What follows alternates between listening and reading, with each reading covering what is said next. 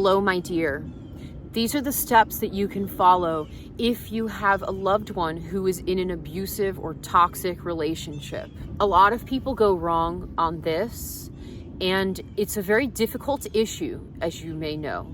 And I really want to appreciate you right now, because if you're looking for this video, then you are to be appreciated. You care about your loved one. This is a really difficult thing, obviously. I lived through it firsthand myself, and I've lived through it watching it happen to others too, because I was conditioned. I had this conditioning as a child, and I grew up. I was 22 when I really was in an abusive relationship, and I'm very lucky that I was able to have the courage and take the risk to leave and get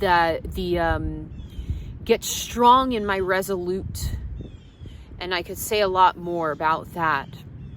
But I was lucky that I had people around me who were doing these steps in a way that supported my leaving, and ultimately supported my whole journey and growth today. I would not be making this video. I might be dead, because the last time I went back to that person, that partner who abused me, he was suffocating me under a pillow. So here are the things that you can do. The first step is, do not badmouth the abusive person. I know this sounds really, hard or weird. Don't badmouth them, okay? You may hate them, blah, blah, blah. Don't do that. All right, don't do it. The reason why I'm saying this, one of the top reasons, is because as soon as you do that, your loved one is going to lose trust in you, because they still love this person. They're still intoxicated, basically, in this addictive trauma bond with this person. And you saying that also shames them. So the people who said that to me, like who reacted a certain way, if I ever felt shamed, I was starting to distance myself more from those people. And your loved one is going to feel resentful already about this partner.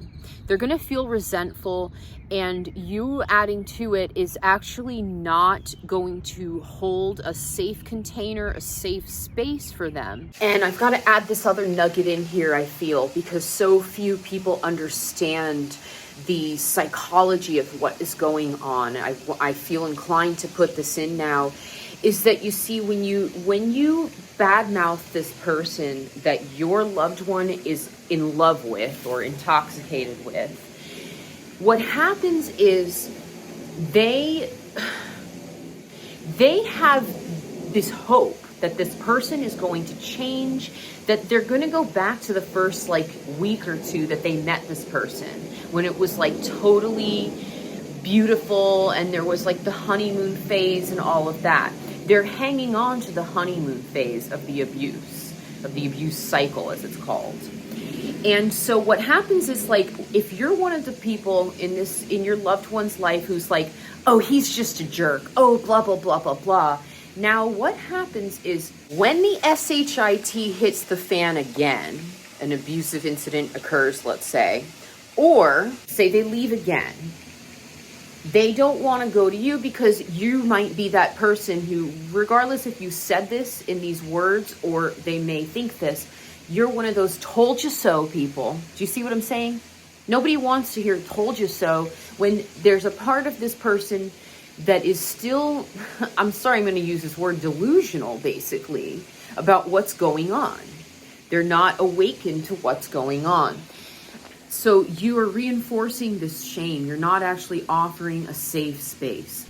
It's not actually going to be true, genuine space holding that you're doing. A lot of people throw this word around, oh, I'm holding space, but they don't really know what it means.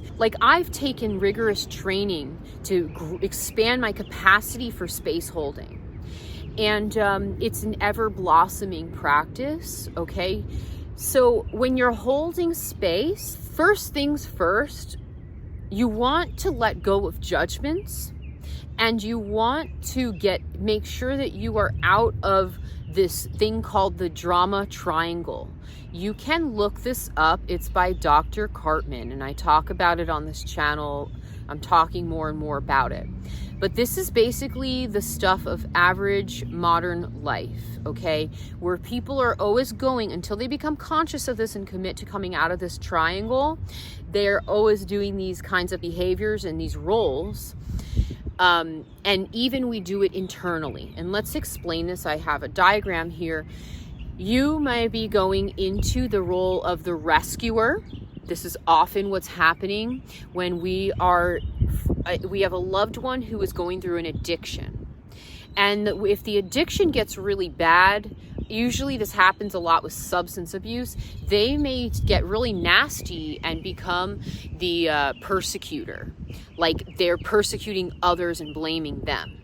The rescuer is very uncomfortable with someone else being a victim. And the person who is battling the addiction, and I'm calling this addiction a toxic relationship because it is. The person going through the addiction is in this victim role. And if you're going into a rescuer role, you are uncomfortable, you're afraid, the feeling is you're afraid, you're uncomfortable with seeing that person in pain. You have to understand something crucial.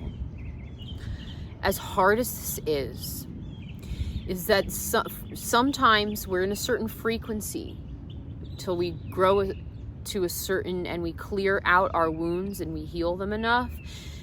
The pain is waking us up.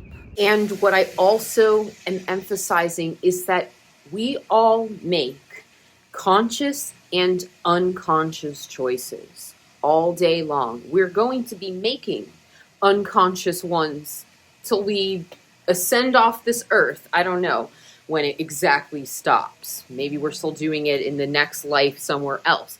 But this is the way consciousness goes. And if you're trying to prevent someone from going through the pain that may be necessary to wake them up out of this unconsciousness, then you're depriving them of the lessons and opportunities possibly needed for them to grow.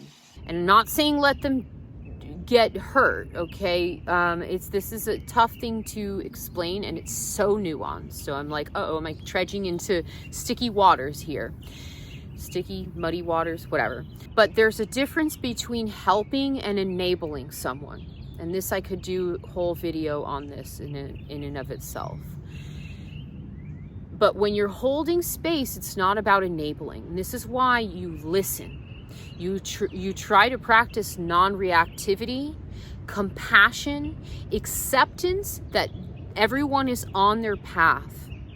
They're on their path. And what I'd like to know is what I'd like to remind you is to invoke the divine feminine, really get in touch with the divine feminine within, maybe even the divine masculine, because I've been in such beautiful containers recently, especially with men, conscious men who are hosting these, holding space with these beautiful containers.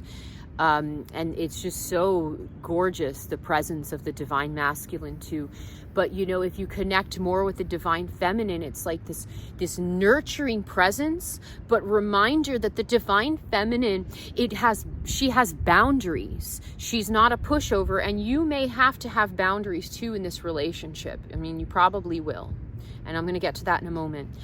So something's irritating my nose. So you want to get out of this drama triangle, and it may be very hard because you may get hooked.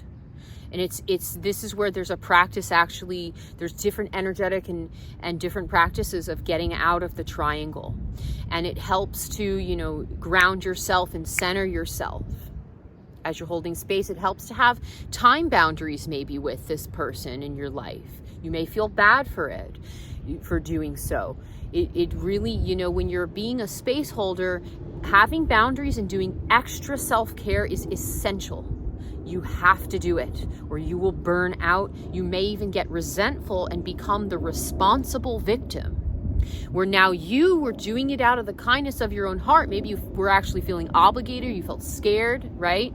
You fall into this position of responsible victim, like you feel obligated to save them. That's also rescuer, right? You can ask questions, but an important reminder is that sometimes, especially when we're new of practicing this, we may think that we have to fill the space with our words, and this is just not true. It's actually not true. I remember I had this friend around that time when I was 22 and in the abusive relationship. She took me to this victim advocacy center on campus, and the counselor, therapist, I don't know what her credentials are today. I still have her card, actually. Her name was Elika. I'd never encountered this name before. And she barely said a word the entire time. And it was extremely uncomfortable for me because, especially back then, I just wanted to be validated. And she wasn't going to do that. And I was so angry also inside. I was like, isn't she going to say something? This is so uncomfortable. I'm just talking to a wall. I was angry about this for years, actually. And I realized that she was like, that was part of the process, was me hearing myself talk. She asked a few things, I can't remember, but it felt just so weird. It felt weird. And this was like, and so here's another thing to remember also, is that every space holder, and when I use this word, by the way, it's like anyone can be a space holder if they're actually holding space, but typical roles for it are like therapists, coaches, healers, right? Moms, dads, if they're really holding space. You know, you can think of different roles where there's space holders, but every space holder brings different things into their space. Different, they're different frequency, they're different gifts, they're different essences from the divine, from the light. So you don't need to necessarily fill the space with tons of questions and any kind of condemnation. Now, another thing that you can say is something like, no relationship is perfect. I know you love them, but I'm also concerned with how they're treating you.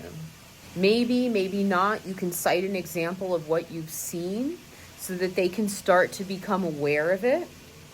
You can say, that behavior is not okay. This is really important, what I'm saying here too. That behavior is not okay. You're not talking about this person like he's a jerk. You should just ditch him. This is advice giving. This is condemnation. All of this. No, we are going to point out the behavior. The behavior is not okay. I know this is going to sound funky for some who are not ready for it, but as a Buddhist, as a light worker, I really truly am here to serve in everybody's ascension. That includes even people who are abusing. And side note, we are all capable of us. We all abuse something, to be honest. This planet is the way it is because we're all doing some level of abuse, and we're all on a journey. Okay, so it's really like, I believe there's a potential for everybody to cultivate and blossom like the lotus that's growing from the muddy waters. You know, this is like a Buddhist thing, right? That's the lotus grows from the mud. So remind yourself that, but you know, if it makes you angry, whatever, maybe you don't need to do that, but remind yourself this is about the behavior, because it's about the behavior. It's not about the person, because when you shame the person, it's like you're locking them into this identity and you're not actually addressing what is not really okay, which is the behavior that they're doing is not okay. It's abusive. I hope I'm making myself clear. I think so. Let's go into another step. So if your loved one defends this abusive person, maybe they're saying they're not abusive or that, just be patient, listen, hold space. That's all. That's all you've got to do. It's all you've got to do with this. And do not lecture this person. Do not lecture them, and focus on them. This is the next step. Put your attention on the person, not the partner that they're with, or this toxic person. Say, you know what? I'd like to hear about you. Like, you could say, I know it sounds cliche, how does that make you feel? Like, how do you feel after he did that to you? How do you? When I was early on in my journey, I remember I landed in Al-Anon and Codependent Anonymous and more than those. But I was early in there, and especially in Al-Anon, they would repeat to me all the time, focus on yourself, focus on yourself, focus on yourself. And I was like, oh God, like, oh my God, like, focus on myself, all right, you know, like, and it was so weird, like, to be selfish. Be selfish. Focus on yourself, you know, and also, like, this helps this person to focus more on themselves. You're giving them like training wheels, but in a way that you're holding space, okay? And that also means that you can focus on yourself too, and you can be selfish. You get to have time boundaries. Maybe you decide what those are. I'm making videos on it, don't worry.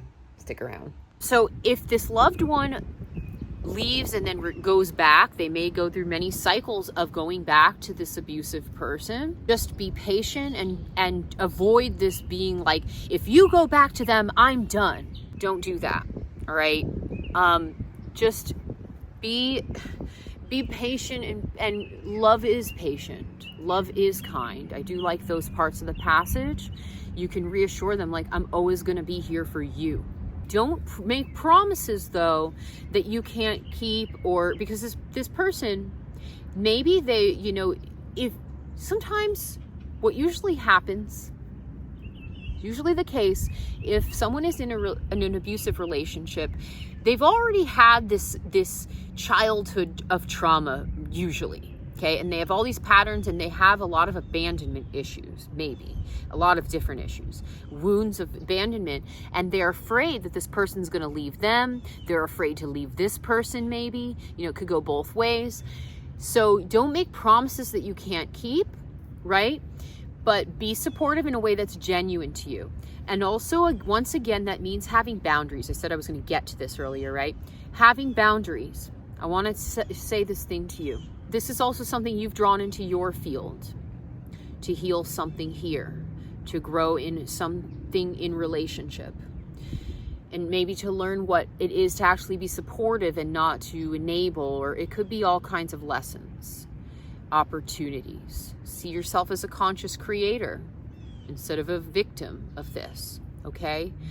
And this also means that you may struggle with your boundaries in this. And I want to tell you a little bit more about that time when I was 22. I was fortunate that I had different people around me who were pointing out the abuse.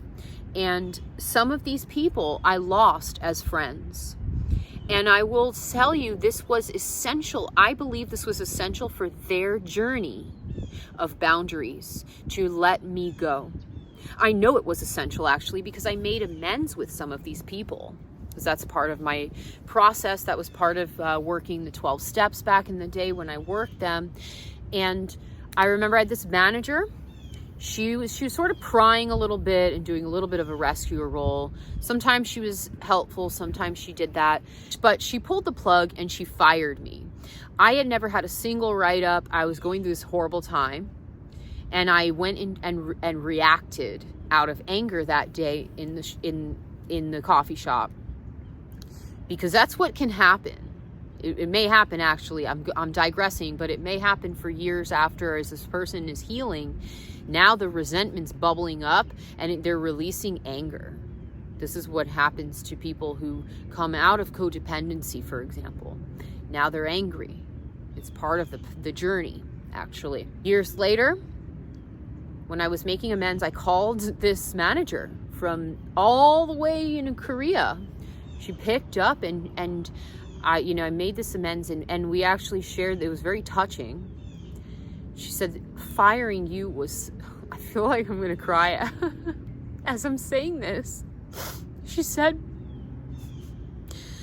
firing you was one of the hardest things that I've had to do in life.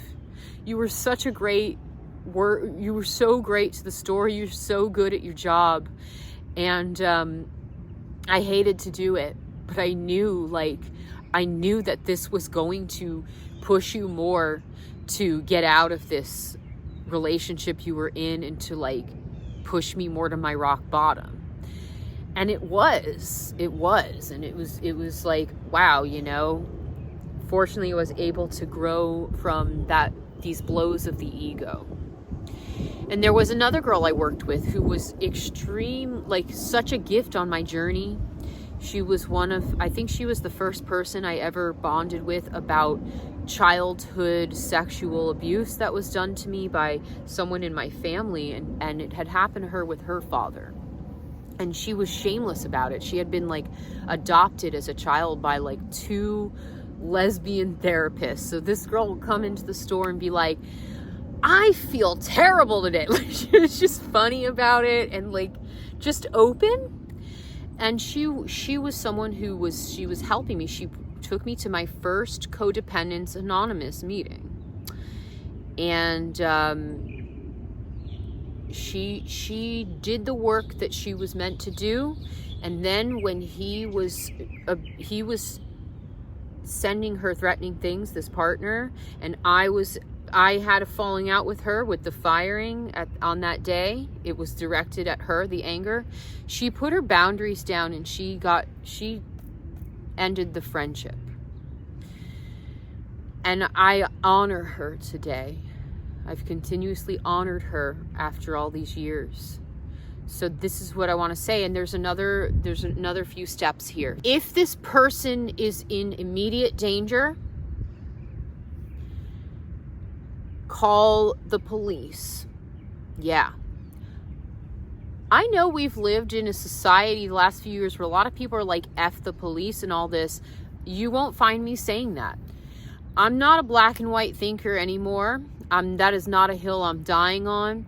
I used to be afraid of police. I used to have a lot of authority issues. I used to be like, oh, they're all this and that. And it's just not true, because also this one police officer, who I'm going to mention now, broke the mold for me.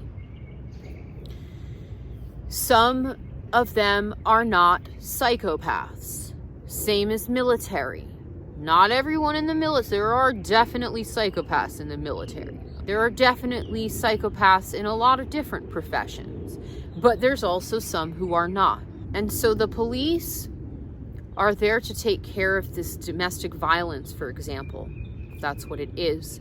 And this is where you can say, like, this is not my law, this is the law. They're abusing you. At that time when I was being abused, there was one incident where this partner strangled me.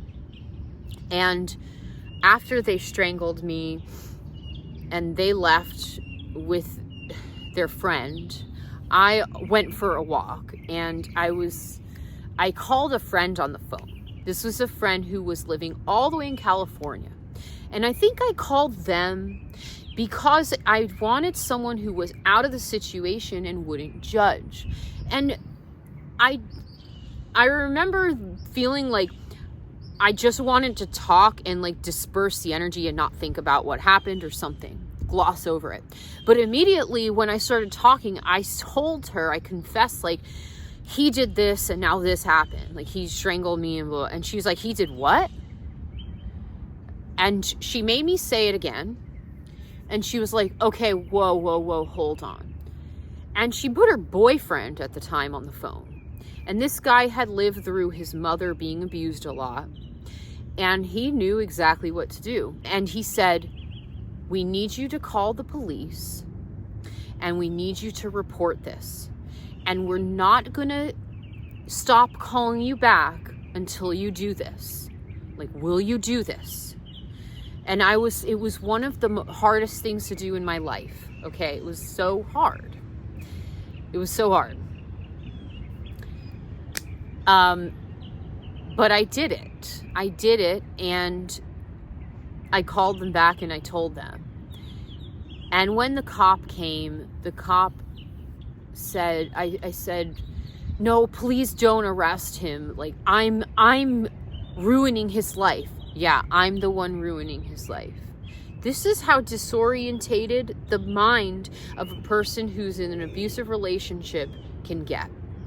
They think that they're responsible for that person's actions. They're only responsible for their actions. And the cop looked at me and he said, why don't you walk over there to that mirror and take a good look at yourself? And I walked over to the mirror, the same mirror that I had all these romantic visions in with my lover. We stood in front of it and would rock and look at each other. And I saw myself, but I could never really see myself in those days. No, because I lived in a state of dissociation for most of my life till several years ago now. If you don't know what dissociation looks like, it's almost like you're always in a haze. Because when you live life out of it, it's like magnificent. Even the worst day of living, it just becomes like vibrant and you're like just alive. This is why I'm passionate about nervous system regulation, folks. I walked back over to the cop and he said, it's not your choice, it's my choice, and I'm arresting him. And he arrested him. I still went back after this, like a week or something later when he got out. But I finally stopped going back like a little bit shortly after that. Got a restraining order. It took me like 2 tries to do it and all of this. We'll get to restraining orders in a minute. I thank that cop till this day. I have his business card and I definitely want to take him something if he's still in the force. And I think of him in my life as like a divine masculine presence. Because the divine masculine is there to protect. And sometimes you see people online get triggered by that because they haven't really felt what that is like, the divine masculine, because they're still wounded. Maybe they're feminine or they're masculine, they have wounds. And they think, yeah, they haven't had a new blueprint for that. The next thing that you can do is if your loved one is ready to leave, you can maybe call hotlines to get some assistance. You can, maybe there's one in your area for that. Maybe there's a shelter. And I was about to say women's shelter, but here's the thing, guys, is that so many men are also victims of abuse, or people of other genders. I've tried to leave this video as gender neutral as possible for that, but I do want to say this out now for the guys. There's a lot of men who don't even know they're being abused. I've noticed a lot of men that they just leave the abuse and they just kind of bottle it up and don't do the healing work because they're so conditioned to not feel their feelings. And it affects them in little ways, but maybe because of the conditioning that women are more allowed to feel their feelings, they're allowed to get help. If you're a man listening to this, or your loved one is a man or masculine, you know, they could be even a woman who's really like masculine and maybe even hyper independent, or maybe just masculine. And they think that, you know, this happens in queer relationships all the time. It happens, and maybe the masculine, more masculine partner just thinks like, just dismisses it as it wasn't abuse. It can happen just as much. And you're just as deserving of healing from this, or they are, the loved one. The next step is that if your loved one is ready to leave, make sure that they keep evidence of abuse, and if you encounter that, keep evidence of it too. They will need this to get a restraining order, and I do recommend getting one, because people who abuse, some of them start stalking. That's what happened to me. Start saving that evidence if they've, you know, like for example, if there's physical bruises, take photos of them. The cops would take that if the cops are called. You know, this kind of thing, text messages, etc. I'll say this other thing, they may be stagnating on getting a restraining order. This happened with me.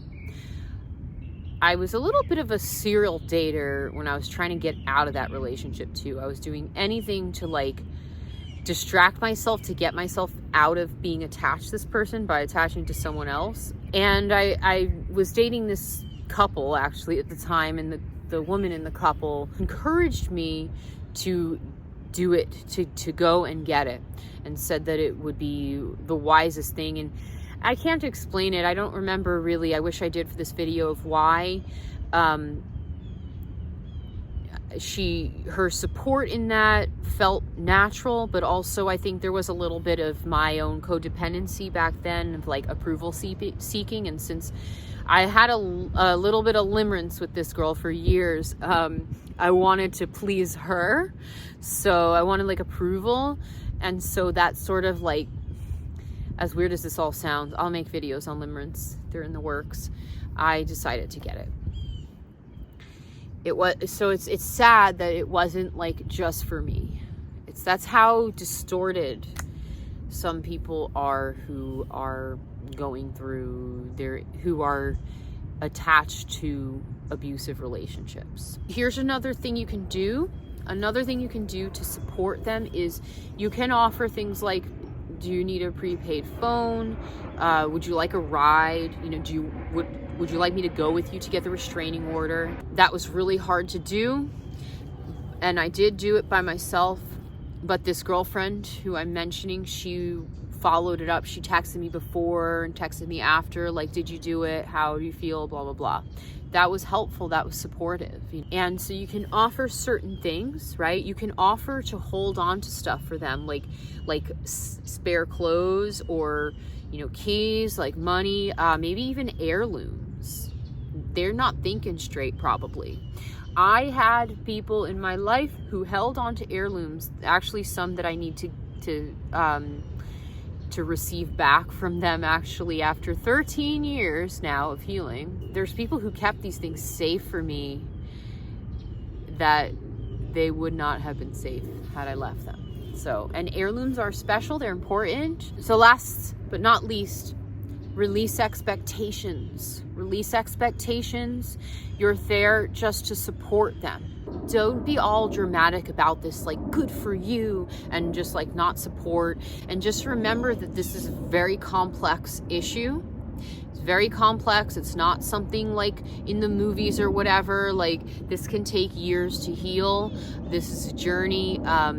And there's trauma bonds involved. And how it works is like every time a traumatic incident happens, especially something like abuse, between the person being abusive and the person on the receiving end of the abuse, they're getting more attached, you know. And then you've got all the oxytocin of a sexual relationship and all of this, even if it's not sexual. Even hugging releases oxytocin, okay? But anyways, they become more and more attached, and it gets harder and harder to leave. Okay, this is complex here. And like I said earlier, it's an addiction. It's an addiction. It really is. I'm gonna leave it there with that, because I can make a whole video on that one in and of itself. Last but not least, have no expectations, release them. You're just there to support this person, for their safety, for their real safety. When you have expectations, again, you cannot hold space. And granted, we're human. Our nature is that we have expectations. We don't think we have them sometimes, but we end up later on realizing, when we have a resentment or some emotion coming up, oh, I had an expectation. Just release them and keep up that practice of yours. If you've made it till the end, I want to thank you. I want to thank you for holding space for me, actually, as I deliver this message into the world, as I am in this path of service to you, to the collective. I didn't... Coming here with these videos on this channel here has been also one of the most challenging but most transformative practices of my life, and you've been a space holder for me in this process. So if there's any comments, I look forward to reading them, and I feel like I can just keep talking, but I just want to end it there. I hope this was of service to you. If you like the video, give it a like. It also helps others find it. If you want to stay connected, subscribe to the channel, and I'll see you next time. Take care. Mwah.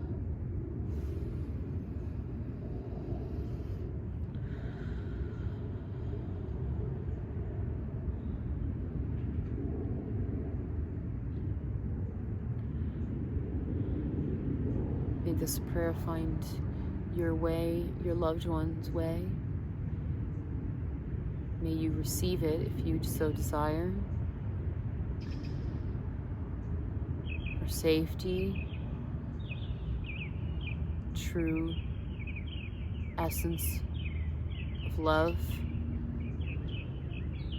healing, empowerment, and growth.